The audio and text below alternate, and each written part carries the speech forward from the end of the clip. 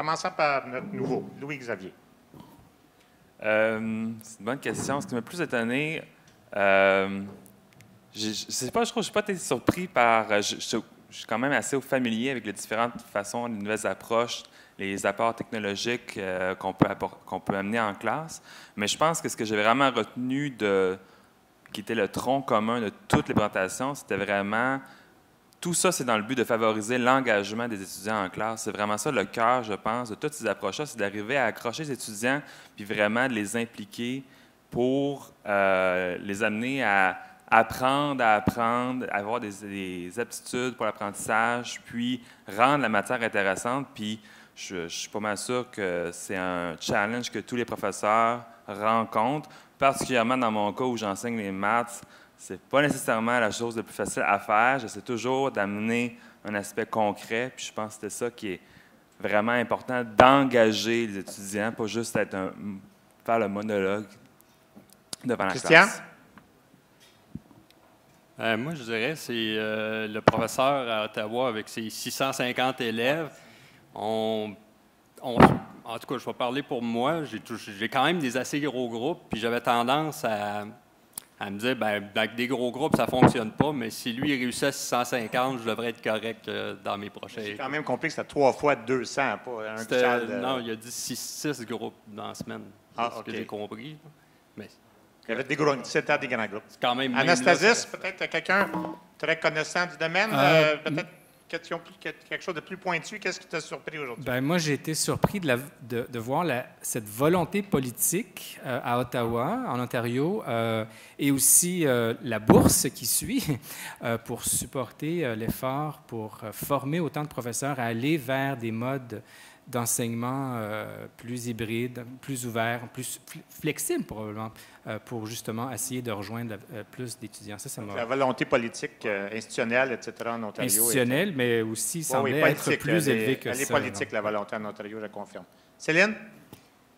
Oui, pour faire un peu le pouce avec ce que vous venez de dire, le fait qu'on a écouté des personnes qui venaient d'environnements où les cultures sont différentes pour soutenir des projets de cet ordre. Donc un environnement à l'Université d'Ottawa où effectivement il y a carrément des cibles spécifiques indiquées par la province. Un autre HEC où là on est plus dans une culture d'exploration, d'après ce que disait Madame Lamiel, je crois, d'exploration et aussi de recherche de simplification des coûts ou de réduction des coûts. Et dans les deux cas, des projets qui sont menés et qui prennent beaucoup d'ampleur. Alors, je vais te poser la prochaine question. Qu'est-ce qui manquait en termes de contenu, là, ou qu'est-ce qui vous a déçu, mais pas dans le sens que c'était une déception, mais peut-être un élément que vous auriez recherché qui n'était pas présent aujourd'hui? C'est ça ma question.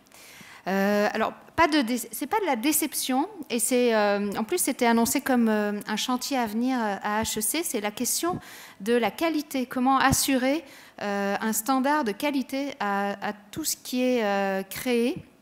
Parfois, ce sont des initiatives de profs, soutenues ou pas ensuite par des experts. Bref, il y a cette question de la qualité, et je crois que ça va être un gros défi d'arriver à établir des critères pertinents de qualité. Et de toute façon, l'évaluation en apprentissage, c'est toujours un chantier.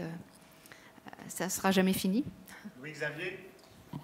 Un aspect que je m'attendais à voir un peu plus, mais je pense qu'un professeur, c'est M. Monpetit, qui a montré des statistiques, d'en fait, de comment tout ce qu'on nous a présenté, on disait que c'était justifié par des études. J'aurais peut-être aimé ça, voir un peu plus, justement, de ces études-là, voir des statistiques, puis voir une manière, je pense que c'est ma collègue aussi, Mme Savard, qui disait que peut-être la manière que les examens sont faits actuellement ne sont pas nécessairement adaptés. Puis tout ça pour vraiment montrer que ça vaut-tu la peine que j'investisse tant de temps et d'énergie pour transférer, dans le fond, la manière que j'enseigne à une de ces approches-là. C'est peut-être ça je ne suis pas encore complètement convaincu, disons. Christian? J'irais un peu dans la même idée. Il y a peut-être M. Monpetit qui nous a parlé que sa formation s'appliquait autant aux étudiants moyens, un peu plus faibles, les meilleurs. Mais pour l'instant, comme il a dit, les meilleurs vont toujours être les meilleurs. est-ce qu'on ne favorise pas eux? Est-ce qu'on s'adresse à 100% de nos élèves ou juste à 50-60% avec ces méthodes-là? Ça, c'était moins clair. Donc, ça serait les 50-60% qui sont... Bien, les meilleurs, les je pense. meilleurs. Bien, lui, il avait l'air de dire l'inverse, mais je pense que les meilleurs vont toujours réussir à s'en sortir mieux.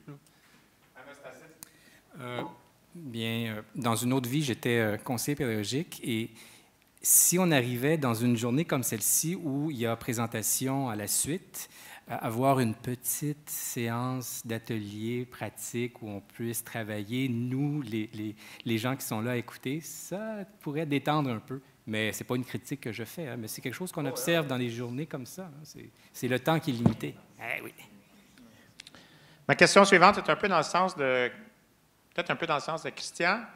J'ai trouvé la journée fort, fort intéressante. Parfois, par contre, puis là, j'aimerais ça avoir votre réaction là-dessus, certaines des conférenciers, je pensais notamment, puis manifestement un excellent enseignant, très structuré, très bien organisé, très travaillant, mais je pense, j'ai notamment en tête le professeur de génie, M. Aoud. Est-ce qu'il tenait les étudiants trop par la main? Anastasis. Parce que c'était vraiment trop structuré, là, tout était morcelé là, en petits bouts, avant, pendant, durant, après le cours. Il me semblait qu'il n'y avait pas beaucoup de place pour développer l'autonomie de l'étudiant. Et ce n'était pas, je pense, unique à ce... Bien, dans le sens où, si on le fait et ça peut être profitable à certains étudiants, tant mieux. C'est peut-être pas tous les étudiants qui ont besoin de se faire prendre par la main autant, mais c'est comme les trottoirs, quand on les a mis plus bas pour que les poussettes puissent passer, mais il y a d'autres personnes qui en ont profité aussi. Alors moi, je dis, si c'est bon pour quelqu'un, tant mieux. Si les autres ne veulent pas en profiter, bien, ils vont s'en sortir de toute façon. Céline? Je suis à 2000% d'accord avec ce qui vient d'être dit. J'ai rencontré beaucoup d'étudiants de l'ETS en difficulté. La difficulté principale quand ils arrivent et le premier mur qu'ils prennent est lié avec le manque de capacité de planifier le travail. Ils sous-estiment en arrivant ici ce que ça va leur prendre en méthode d'étude, en méthode de travail, en capacité à planifier. Alors oui, je suis d'accord avec ça, effectivement. Il y a des étudiants qui vont avoir besoin d'être pris par la main. C'est vrai que tous ne seront pas dans ce cas-là. Peut-être que certains vont trouver que c'est trop. En tout cas, on permet à ceux qui en ont besoin, et je pense qu'ils sont majoritaires, de pouvoir acquérir des compétences de cet ordre. Et je voulais juste ajouter quelque chose. Ce que je trouvais intéressant aussi aujourd'hui, c'est tout ce qui ressortait en lien... On va appeler ça les effets secondaires bénéfiques, c'est-à-dire pas forcément des objectifs visés par l'apprentissage hybride, mais des effets secondaires qui... sont produits par le fait de créer un cours hybride. Et parmi ceux-là, je mets effectivement l'amélioration des compétences d'études, en tout cas l'obligation que l'étudiant a de développer ses compétences, et puis du côté des enseignants, la clarification des objectifs d'apprentissage, être obligé de savoir exactement où on va, je le vois comme un effet secondaire bénéfique, et peut-être pas le moindre. Louis-Xavier? Bien, je n'ai pas vraiment beaucoup de choses à ajouter. Je pense que le cours que... J'ai oublié son nom, mais que le monsieur donnait, c'était un cours de deuxième année. De première année ici, parce que c'est des étudiants qui n'ont pas fait le cégep. Donc, pour moi, ce n'est pas problématique de justement les accompagner pour des cours de première année, première session, vraiment par la main. Mais c'est sûr que si on arrive à un cours de dernière année de bac ou même maîtrise, doctorat, je pense qu'à ce stade-là, les étudiants ont, comme tu disais, des méthodes de travail. Puis c'est ceux qui en ont besoin, ils le prennent. Ceux qui n'en ont pas de besoin, ils peuvent juste passer outre. Christian? Moi, je vais y aller par expérience. Dernière session, j'avais de l'information dans mon plan de cours sur le site Moodle. J'en ai parlé en classe. Dernier cours de leur bac obligatoire, puis je me suis envoyé un nombre de courriels incalculable pour me faire poser la même question. Donc, oui, d'un point de vue autonomie, c'est pas une bonne idée d'en mettre autant, mais j'ai l'impression que c'est nécessaire. Je vais vous poser une question en tant que, disons que si vous étiez administrateur universitaire, membre de l'administration. Personne aujourd'hui, j'aimerais ça avoir votre point de vue là-dessus, donc mettez-vous le chapeau d'administration, administrateur de l'université, d'une université au sens générique. Personne aujourd'hui, ça a été dit au début, l'enseignement hybride vise à réduire, à remplacer, le terme était utilisé, remplacer des heures de classe par d'autres activités. Et manifestement, tous ceux que nous avons eus aujourd'hui, sans aucun doute, avaient très bien fait ça, avaient vraiment mis beaucoup de contenu. Puis bon, les étudiants travaillaient autant, sinon plus, que si le cours avait été donné en classe. Mais si vous étiez administrateur universitaire, n'est-ce pas une source d'abus également? Dans le sens que le remplacement peut être plus ou moins variable selon un enseignant. Comment ferions-nous pour gérer cela? Ça peut être difficile, je pense. C'est un peu la question sur la qualité de Céline tantôt. Je pense en plus notre plus gros problème pour nous, c'est le BCA-PG. Il va falloir être capable pour ceux qui... Le BCA-PG, c'est le Bureau canadien d'agrément des programmes en génie. Donc, à tous les 3 à 6 ans, on doit démontrer qu'on enseigne complètement les notions de génie. Donc, il va falloir démontrer, eux fonctionnent en heures de classe, il va falloir démontrer que ce qu'on fait à l'extérieur est équivalent. Et oui, il faudrait vraiment s'assurer qu'on peut justifier que ce qui est fait à l'extérieur est équivalent à ce qu'il y a en classe. Et ça pourrait être une source d'abus si c'est fait un peu n'importe comment. Effectivement, au BCAPG, j'étais même à une réunion il y a 2 semaines. Les unités d'agrément qui sont basées sur des heures de contact, ça ne marche pas avec les nouvelles fonctions. Tout le monde le sait.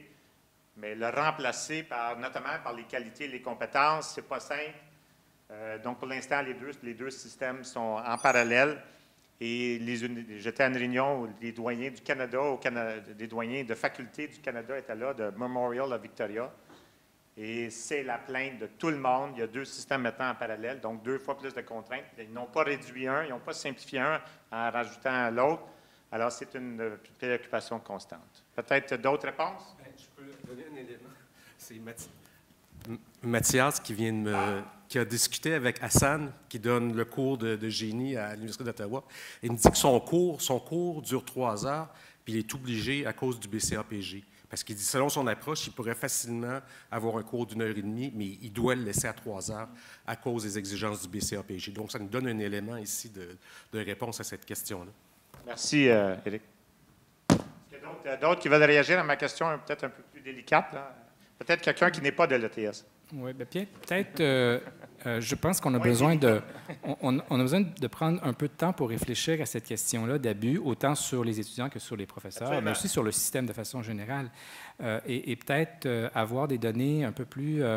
qui s'écartent un peu juste de la perception, où si les étudiants ont l'impression de travailler davantage, mais travaille-t-il davantage, effectivement, ou c'est juste une impression? Est-ce que c'est le temps qui est vu qu'il est distribué différemment dans la session, est-ce que c'est ça qui donne l'impression que... Puis par rapport aux résultats, voir effectivement un coût-bénéfice, est-ce qu'il y a un gain là qui est palpable, il y a un gain finalement en bout de ligne. Sinon, on change 4,30 sous pour une pièce, est-ce que ça vaut la peine de le faire? Donc, je pense qu'il faut laisser mûrir un peu la chose et de prendre le temps de réfléchir à cette question-là qui est très importante, je pense. Et effectivement, même de nos jours, le 3 crédits représente 135 heures. Même en classe, on connaît la partie en classe, mais il n'y a personne qui évalue de façon objective et mesure la partie hors classe. De façon très concrète, là, quand j'enseigne en classe, et qu'il y a une question qui est posée, je prends peut-être 5 minutes, 10 minutes à répondre, le temps court. Dès que je ne suis plus en classe, ce temps-là, on le mesure comment? Quand est-ce que je réponds? Est-ce que je me mets à calculer combien de temps je prends à répondre à un courriel pour dire... Bien non, c'est plus comme ça. On n'est plus dans la même logique. J'ai une dernière question. Je pense qu'on est rendu à peu près à la fin. Une dernière question. Il y a quelque chose qui m'a étonné aujourd'hui. Une technologie qui n'a jamais été mentionnée. Peut-être vous pouvez réagir, particulièrement... Peut-être Anastasis qui nous a montré un micro-programme à cet effet. Personne n'a mentionné le podcast. Pourtant, l'année passée, si vous vous souvenez, David Alan Greer utilisait beaucoup cette technologie-là. J'ai été invité, j'ai enregistré un podcast avec lui, ou comment ça s'appelle? Balado-diffusion, l'année passée. C'est quelque chose qu'il utilisait beaucoup. On a vu des approches un peu plus sophistiquées, comme... celle montrée par Geneviève et Fatia. On a vu des approches beaucoup moins sophistiquées, comme par Yves Beauchamp, c'était moins poli. Les choses étaient moins raffinées, il n'y avait pas de texte. Mais personne n'a mentionné le podcast. Ça m'a étonné. Est-ce que c'est quelque chose que vous avez incorporé, quelque chose qu'on voit utiliser? Si oui, pourquoi? Sinon, pourquoi pas? Heureusement, il ne faudrait pas que tout le monde fasse toujours la même chose. et utiliser toujours les mêmes technologies. En fait, la technologie, c'est juste un moyen qu'on va utiliser pour médiatiser. Maintenant, le format que ça prend ou la terminaison au bout de cette ressource-là, ça, je pense que c'est juste un détail. Si les gens sont plus à l'aise à utiliser une technologie plutôt qu'une autre, c'est ça qui compte pour éviter d'avoir une courbe d'apprentissage à chaque fois. Je pense que ça ne m'étonne pas. Oui, par rapport à la mise en œuvre, comme le mentionnaient les personnes qu'on a entendues aujourd'hui, plutôt ne pas imposer quoi que ce soit, donc y aller avec les personnes volontaires et ensuite espérer qu'elles contaminent autour d'elles. Donc avec une approche comme ça, effectivement, on ne va pas s'étonner que les approches puissent être peut-être un petit peu les mêmes d'un pôle à l'autre, puisque ça passe par une contamination avec des mentors. Alors, peut-être garder à l'esprit qu'il faut rester créatif et peut-être de temps en temps innover, même si ça ne se fait pas dans le milieu dans lequel on est. Mais est-ce que, surtout dans d'autres programmes, peut-être dans d'autres établissements, est-ce que vous savez que c'est utilisé, particulièrement en génie, Anastasie? Le podcast? Vous voulez dire à Polytechnique? Oui, ou ailleurs. C'était utilisé un peu, mais c'est pas une majorité qui l'utilise. Hein. Michel est ici. C'est vraiment pas une majorité. Je pense que c'est un truc plus européen, si je ne me trompe pas. C'est très utilisé en Belgique, peut-être un peu en France, mais bref, c'est pas la majorité qui l'utilise. Merci à vous tous. Cette journée devait se terminer à 16 h. Mon téléphone m'a dit qu'il est 16 h. Avant de quitter, je voudrais particulièrement remercier ceux qui ont organisé cette journée, soit le comité de pédagogie avec les employés du décanat des études et surtout les deux coprésidents du comité, Éric Francoeur et Mathias Glass. Ce fut une journée bien profitable, bien agréable, bien enrichissante. Merci à tous.